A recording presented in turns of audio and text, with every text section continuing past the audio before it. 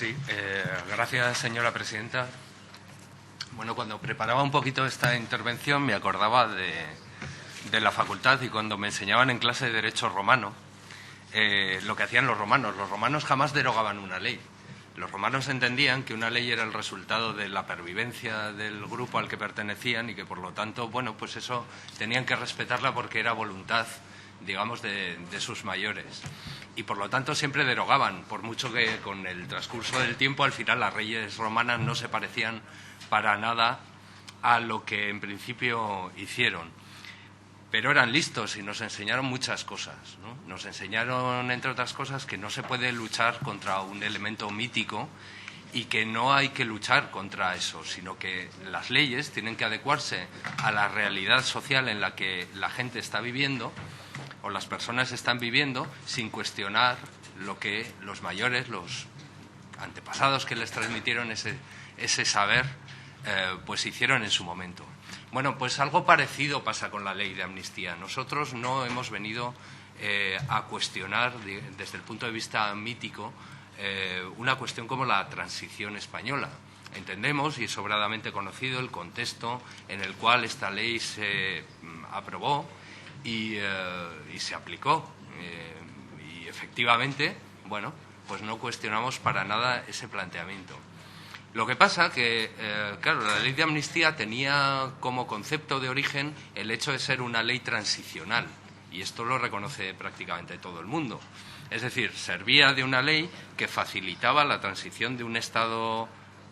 digamos, autocrático, de una dictadura, en definitiva, hacia una democracia, y por lo tanto cumplía una función en un momento concreto dentro de lo que se ha venido a llamar un derecho transicional. Y en ese sentido es una ley absolutamente respetable, salvo por una pequeña cuestión, y es que esa ley sigue vigente y despliega sus efectos. Por lo tanto, igual que los romanos, no se puede cuestionar el momento en que la ley se planteó, pero sí que podemos reivindicar el derecho que nos asiste a nosotros ahora como legisladores y en base a las voces de las nuevas generaciones para adaptar el contenido de esa ley y la funcionalidad de esa ley a la realidad que nosotros vivimos 40 años después.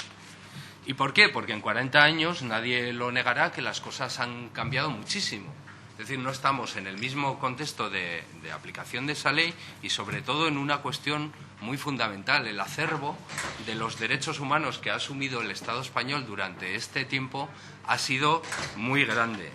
Y, por lo tanto, tenemos que apoyar o plantear desde el presente la proyección de los derechos humanos en cualquiera de los aspectos de la vida cotidiana. Y lo digo porque esa ley efectivamente está desplegando sus efectos y para ello no hay más que leer la sentencia del Tribunal Supremo de 101/2012, relativamente reciente, ¿no?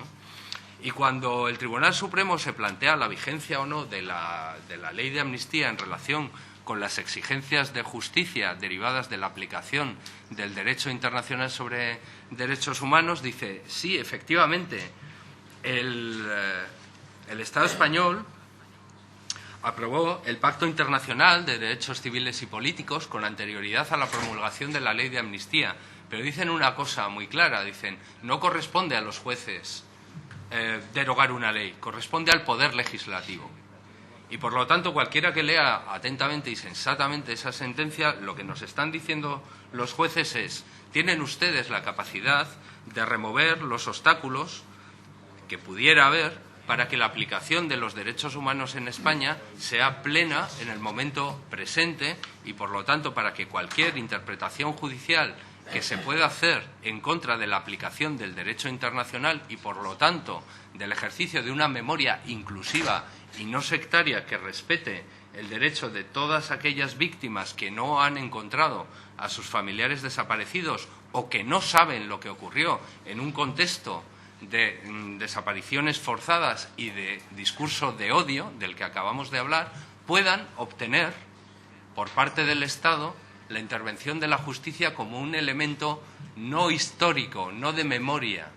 en el sentido de la que hacen los historiadores, sino de concreción de esos derechos que aplican y que obligan al Estado español a intervenir en esta materia. Por lo tanto, en este sentido es en el que va nuestra proposición de ley, en asumir que en el presente el Estado español tiene que asumir plenamente ya esta cultura de derechos humanos. No voy a repetir la cantidad y ocasión en la que desde diferentes organismos internacionales se ha recomendado activamente la derogación, en este caso, de la ley de amnistía en tanto en cuanto pueda suponer un obstáculo a la acción de la justicia. Y no voy a repetir, porque es sobradamente conocido, que esta situación incluso ha hecho que tribunales, digamos, internacionales, en aplicación de la justicia universal, hayan tenido que abrir causas debido a que no se investiga en el Estado español.